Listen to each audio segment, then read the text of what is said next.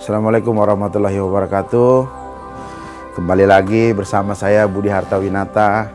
Kita akan membahas bab yang keempat, ya kan? Saya ulangi lagi, pertama adalah doanya hanya sama Allah. Kita itu apa? Kita itu doa kita. Yang kedua adalah jadikan orang tua raja. Yang ketiga hablum minan nas, hablum nas kita mesti baik. Yang keempat ini kita belajar tentang sedekah, ya kan? Jadi orang-orang yang sukses itu pasti dia banyak sedekahnya. Nggak ada orang yang sukses itu pelit, yang akan jadi orang kan gitu. Kita bisnis ini, ya kan, jadi kan kita bisnis ini ya pasti kita harus banyak sedekahnya, ya kan, gitu. Jadi saya punya testimoni ya tentang sedekah nih. Ada beberapa testimoni saya tentang sedekah. Biasanya Ustadz Yusuf Mansur juga banyak cerita juga tentang sedekah, tapi saya cerita bagian testimoninya aja deh, kan gitu. Saya saat ini dapat PO miliaran ya dari satu perusahaan Jepang. Satu bulan tuh miliaran kita dapat. Dapatnya bagaimana coba ceritanya? Jadi dulu tuh mobil saya masih Katana tuh, ya kan? Saya nyuci mobil di daerah Cikarang sini ya, nyuci mobil, ya kan? Terus saya ketemu lah sama orang nih, di samping kan suka duduk begitu kan gitu. Kita bertanya, Mas orang mana? Dia bilang dia orang Malang. Saya ditanya saya mana? Saya bilang saya orang Banyuwangi, ibu saya. Dia bilang, oh kita satu kampung, saya aslinya orang Banyuwangi, bla bla bla bla. Ngobrol begitu, karena saya duluan, saya bayarin toh, karena kan saya duluan nih. Saya bayarin dulu cucian mobilnya. Sampai 3 kali saya ketemu orang itu di situ, saya duluan cuci, bayar cucian mobilnya. Ya kan? Berapa lah waktu itu, 10.000 lah sedekahnya kan. Bayarin cuci mobil itu kan gitu. Akhirnya kita ketemu di mall nih, ditanya sama dia, Pak Budi kerja di mana sih, katanya. Oh saya di kontraktor, dulu saya masih kerja. Ya udah sini aja, masukin company profilnya. Akhirnya setelah saya bekerja sampai saat ini terus saya dikasih kerjaan sama itu. Jadi ketemunya tadi di mana? Ada 2 tadi. Hablum minan nas kita sama orang, jadi kita sapa dia dengan baik, habis itu kita bayarin dia, bos.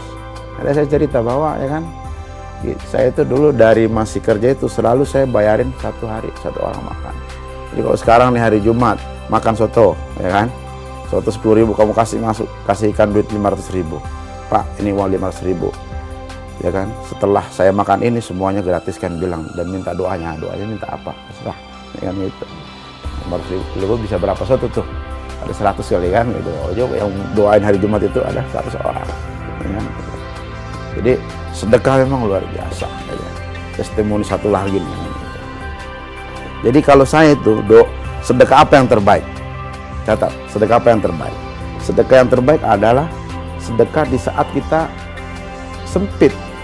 Jadi gini contohnya, kalau kita punya uang 1 juta nih, kamu sedekahin, kamu di kantong 1 juta nih, terus kamu ke masjid, kamu masukin 50.000, kadang nggak ngefek, 10.000 dah, nggak ngefek kan gitu kan. Kalian pasti akan mau lomoh, orang Jawa bilang lomoh, ya kan, mau gitu kan ngasih 10.000.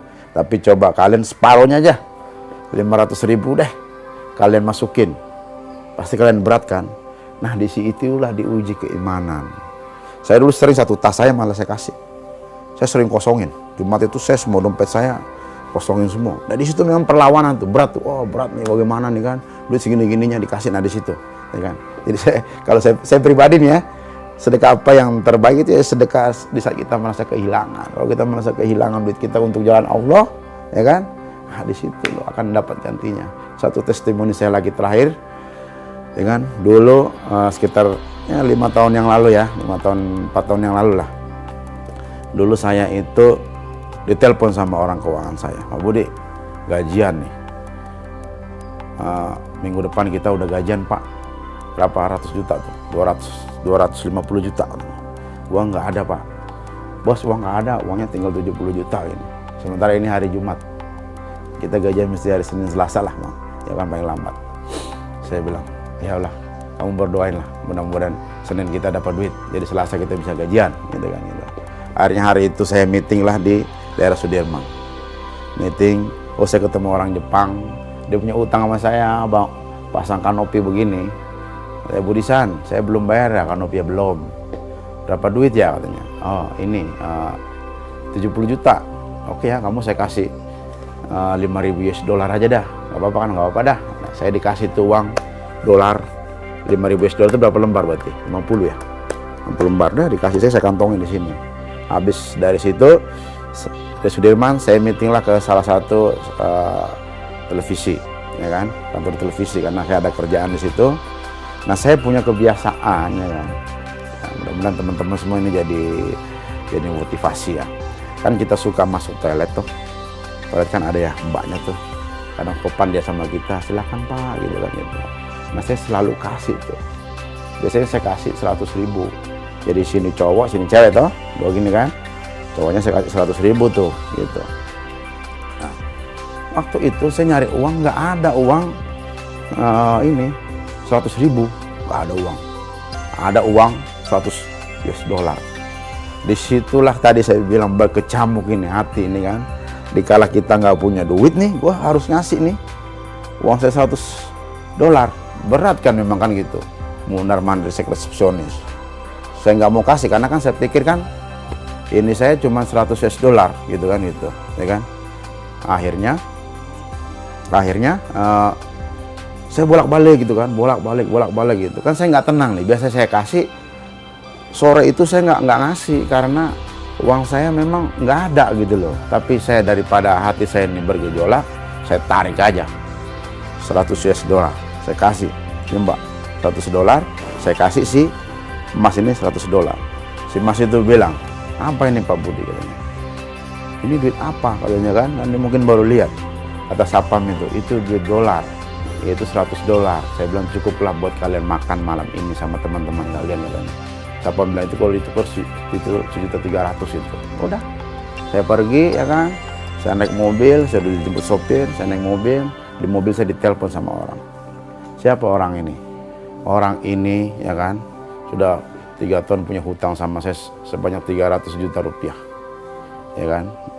Jadi saya kalau orang ini telepon saya sudah stres, pasti kerjanya minum duit. Yang kapalnya standar nggak ada makanan lah di Batam sana gitu.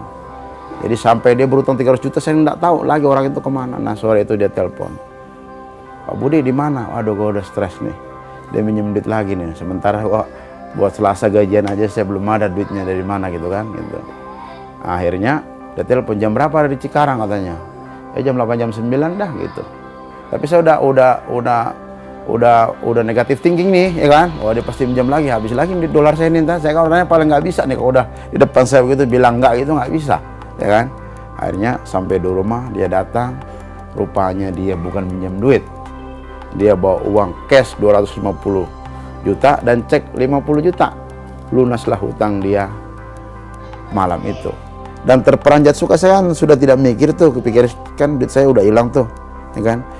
Jadi terperanjat saya itu sama dengan tadi yang pegawai kebersihan itu terperanjatnya, bahwa dia terperanjat sudah saya kasih uang 100 US dollar, ya kan. Nah, tadi saya bilang lah bahwa sedekah apa yang terbaik? Sedekah di saat kalian merasa kehilangan, ya kan. Saya rasa testimoni saya itu nanti di waktu kita bertemu, ya kan. Ya, jadilah kita ini orang-orang yang banyak memberi kepada sesama, baiklah sesama-sama. Wabillahi taufiq hidayah. Wassalamualaikum warahmatullahi wabarakatuh.